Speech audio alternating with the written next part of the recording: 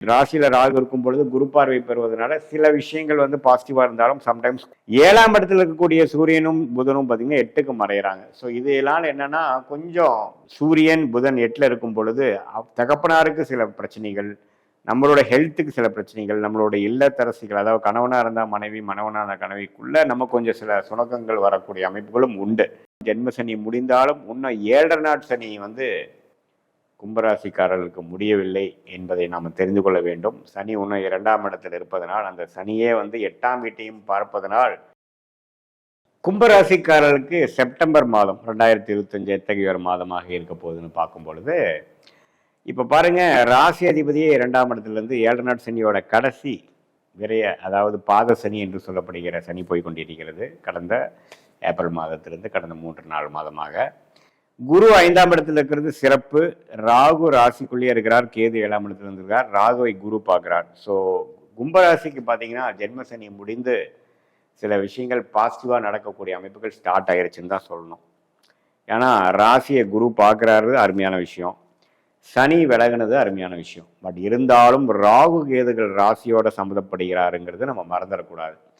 So அது குறிப்பாக 7ஆம் இடத்துல கேது இருக்கிறது பார்த்தீங்கன்னா நம்ம யாரை மீட் பண்ணுறோம் டெய்லி, உத்தியோகத்தில் இருக்கிறவங்களா இருந்தால் கிளையண்ட்ஸு, கொலீக்ஸு, நம்மளோட வேலை செய்கிறவங்க, கஸ்டமர்ஸு, அதெல்லாம் குறிக்கக்கூடிய 7ஆம் இடம் தான். அதே மாதிரி தொழில் பண்ணுறவங்க பார்த்தீங்கன்னா பார்ட்னர்ஸு, கஸ்டமர்ஸு, வெண்டாஸு, அசோசியேட்ஸு, கான்ட்ராக்ட் போடுறவங்க எல்லாமே.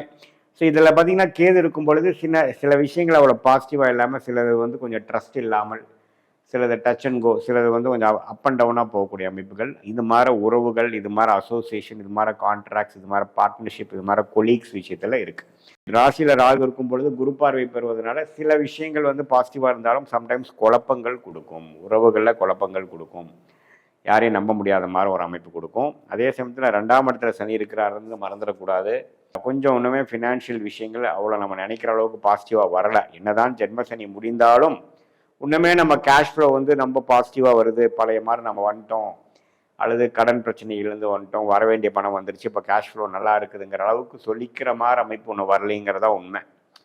ஸோ அதை நோக்கி தான் நம்ம போய் கொண்டிருக்கிறோம். ஆனால் குரு 5ஆம் இடத்துக்கு வருவதனால சில விஷயங்கள் பாசிட்டிவாக நடக்குது. என்ன மாதிரின்னா குழந்தைகள் விஷயங்கள் கொஞ்சம் பரவாயில்ல, அவங்களோட கோஆப்ரேஷன் பரவாயில்ல, அவங்களோட ப்ரோக்ரஸ் பரவாயில்ல. அதே சமயத்தில் காதல் விஷயங்கள், உறவுகள் விஷயங்கள், அது எல்லாமே கொஞ்சம் பாசிட்டிவாக இருக்குது. நம்மளே கொஞ்சம் குதூகலமாக இருக்கிறோம், லாபம் சம்பாதிக்கக்கூடிய அமைப்புகள் இருக்குது. திடீர்னு ஒரு growth கிடைக்குது, திடீர்னு ஒரு பணம் வருது. என்னதான் பண பிரச்சனைகளும் சில பிரச்சனைகளும் ஜென்மசனியில் அந்த சில விஷயங்கள் இருந்தாலும் சில பெனிஃபிட்ஸ், மனசுக்கு இதமான சில உறவுகள், மனசுக்கு இதமான சில பண வரவுகள், சில பெனிஃபிட்ஸ், சில லாபங்கள், அதெல்லாம் இந்த குரு 11ஆம் இடத்தோட கனெக்ட் ஆகும் பொழுது வரதான் செய்கிறது. மூத்த சகோதரர் மூலமாக சில விஷயங்கள் வருவது, திடீர்னு சில பண லாபங்கள், குடும்பத்தில் ஒரு சுப விஷயங்கள், குடும்பத்தில் ஒரு புதுசாக ஒரு குழந்தை உருவாகிறது, ஒரு சுபமாக வர்றது, குடும்பத்தில் ஒரு நல்ல விஷயம் நடக்குது அப்படிங்கிற மாதிரி விஷயங்கள் எல்லாம், அது குறிப்பாக குரு திசை அது மாதிரி விஷயங்களுக்கு நடக்கிறவங்களுக்கு கண்டிப்பாக கும்பராசிக்காரங்களுக்கு அது கண்டிப்பாக உண்டு.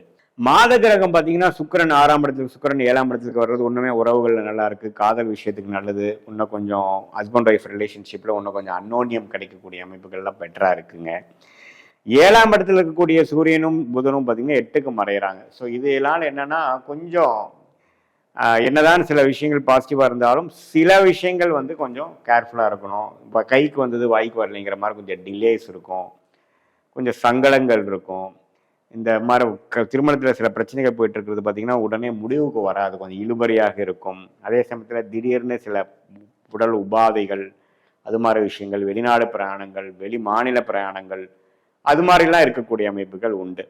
ஸோ ஆனால் இதில் ஒரு நல்ல விஷயம் என்னென்னா, செவ்வாய் 8ல் இருந்துட்டு சனியின் பார்வை பெற்று உடல் உபாதைகள், மனசில் ஒரு பிரச்சனை, பயம், திடீர் விபத்து, பாத்ரூமில் விழுந்துடுறது, வண்டி போகிறப்ப சில அடிபடுறது, அது மாதிரிலாம் நடந்து கொண்டு இருந்த கும்பராசிக்காரர்களுக்கு பார்த்தீங்கன்னா கொஞ்சம் பெட்டரான அமைப்புகள் இருக்குது. குறிப்பாக சொல்லணும்னா September 2nd half 3rd and 4th week பார்த்தீங்கன்னா ஓரளவுக்கு நல்ல மாற்றம் இருக்குது. இப்போது முதல் 2 வீக்ஸ் வந்து நம்ம கேர்ஃபுல்லாக இருக்கக்கூடிய ஒரு மாதமாக இருக்கு. ஏன்னா செவ்வாய் 8ஆம் இடத்திலிருந்து சனி பார்வை பெறுவது, எந்த ஒரு குரு பார்வையும் பெறாமல் இருப்பது பார்த்தீங்கன்னா உடல் உபாதைகள், திடீர்னு அடிபடுதல், மரணத்துக்கு எப்பான கண்டங்கள், விபத்துக்கள் எல்லாம் இருக்குது. ஸோ நைட்டு ட்ராவல் பண்ணுறதெல்லாம் கொஞ்சம் அவாய்ட் பண்ணிக்கங்க. வண்டியில் போகும்பொழுது கேர்ஃபுல்லாக இருங்க.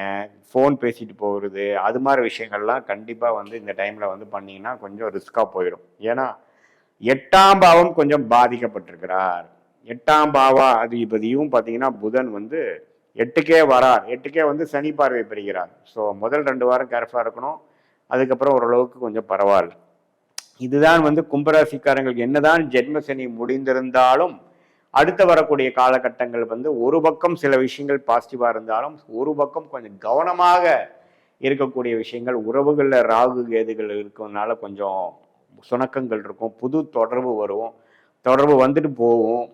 எதுக்கடா அவங்க வந்தாங்க வாழ்க்கையில, எதுக்கடா போனாங்கன்னு தெரியாத அளவுக்குலாம் சில விஷயங்கள் இருக்கும். அதனால இம்மீடியட்டா நீங்க கமிட் ஆயிக்காதீங்க. எல்லாமே கொஞ்சம் பற்றும் படாமலும் கொஞ்சம் யோசிச்சு சமயோஜ புத்திகள் யோசிச்சு இருக்கும் பொழுது நல்லா இருக்கு. ஏன்னா ராகு ராசிக்கு சம்மந்தப்படும் பொழுது திடீர்னு ஒரு போகத்துல, திடீர்னு ஒரு இன்ட்ரெஸ்ட்ல, ஒரு ஆசையில வந்து நம்ம செயல்படக்கூடிய அமைப்புகள் வந்து அதிகமாக கும்பராசிக்காரர்களுக்கு இது மாதிரி ஒரு அமைப்பு கொடுக்குதுங்க.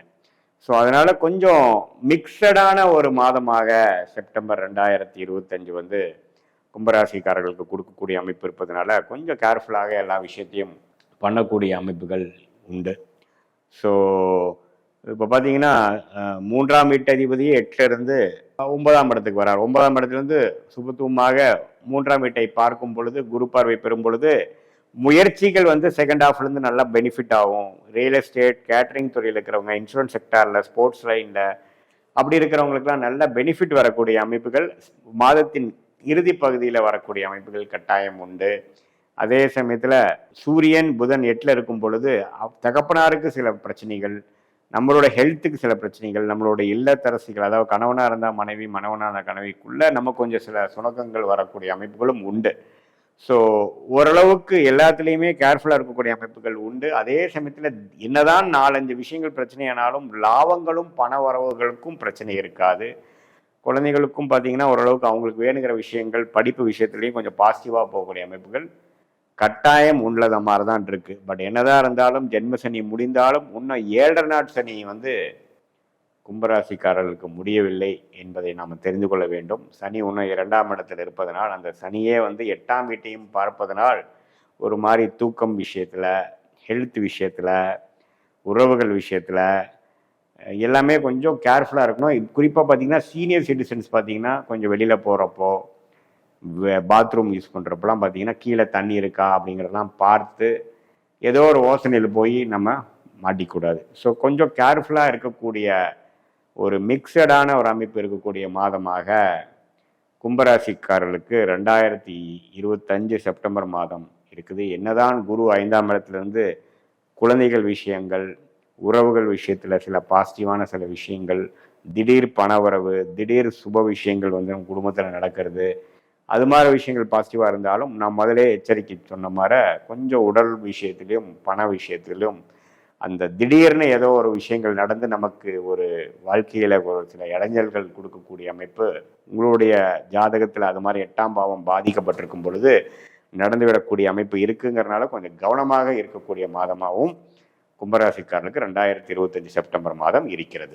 இதுவரை பார்த்தது வந்து ஒரு பொதுவான பலன்களை தவிர உங்களுடைய ஜென்ம ஜாதகத்தில் எந்த தசாபுக்திகள் போய் கொண்டிருக்கிறது, எந்த லக்னத்தில் பிறந்தீங்க, அந்த லக்னாதிபதி எப்படி இருக்குது, திக்பலம் எப்படி இருக்குது, ஸ்தானபலம் எப்படி இருக்குது, திருக்பலம் எப்படி இருக்குது, அந்த லக்னத்துக்கு ஏற்றவாறு ஒரு சாதகமான தசாபுக்திகள் போய் கொண்டிருக்கிறதா அல்லது வரக்கூடாத தசாபுக்திகள் போய் கொண்டிருக்கிறதா, புக்திநாதன் எப்படி இருக்கிறார், புக்திநாதனுக்கும் தசநாதனுக்கும் உள்ள தொடர்பு என்ன, 6-8 காம்பினேஷன் இருக்கா அல்லது கேந்திரத்தில் இருக்கா, தசநாதனும் புக்திநாதனும் கேந்திரத்தில் இருக்கா, அது தசநாதனுக்கு 12ஆம் இடத்துல புக்திநாதன் இருக்காரா, இதெல்லாம் வைத்துதான் துல்லியமான பலன்கள் வந்து நாம் இப்போ பேசின அந்த கோச்சார் அமைப்பு, குரு பயிற்சி, சனி பயிற்சி, ராகு பயிற்சி, அப்புறம் மாத கிரகத்தின் பயிற்சி, செப்டம்பர் மாத பலன் பார்த்தோம் இல்லைங்களா, அந்த பயிற்சி பலனையும் இப்போ நம்ம பார்க்கக்கூடிய அந்த துல்லியமான தசாபுக்திகளும் உங்களுடைய பிறந்த தேதி, பிறந்த நேரம், பிறந்த ஊரை நம்ம சேர்த்து வைத்து பார்க்கும் பொழுது இன்னுமே நெக்ஸ்ட் வரக்கூடிய காலகட்டம், அடுத்து வரக்கூடிய ஷார்ட் டேர்ம் 3 மாதம் 6 மாதம் எப்படி இருக்க போகிறது, அடுத்து வரக்கூடிய 2 வருடம் 4 வருடம் 6 வருடம் எப்படி இருக்க போகிறது, அடுத்து வரக்கூடிய தசாபுக்திகள் எப்படி இருக்கு, இப்போ கேட்கக்கூடிய கேள்விக்கு என்ன பதில் கொடுக்குது, சாதகமான ரிசல்ட்ஸ் எதிர்பார்க்கலாமா அல்லது கொஞ்சம் டிலே இன் அவுட்கம் எதிர்பார்க்கலாமா அல்லது உடனே நல்ல விஷயங்கள் நடக்கக்கூடியதாக இருக்குதுங்கிறது எதிர்பார்க்கலாமாங்கிறது உங்களுடைய ஜென்ம ஜாதகத்தை துல்லியமாக ஆராய்ந்து இப்போ நம்ம பேசின பெயர்ச்சி பலனையும் கோச்சார பலனையும் சேர்த்து வைத்து பார்க்கும் பொழுது துல்லியமான பலன்களை எடுத்து அது மூலமாக நீங்க வாழ்க்கை முடிவுகளை எடுத்து இந்த சயின்டிபிக் வேதிக் அஸ்ட்ராலஜி முறை மூலமாக நல்ல ஒரு பலனை நீங்கள் அனுபவித்து வெற்றி பெற முடியும் என்று இந்த வீடியோவில் கேட்டுக்கொள்கிறேன். மீண்டும் மற்றொரு காணொலியில் சந்திப்போம். நன்றி, வணக்கம்.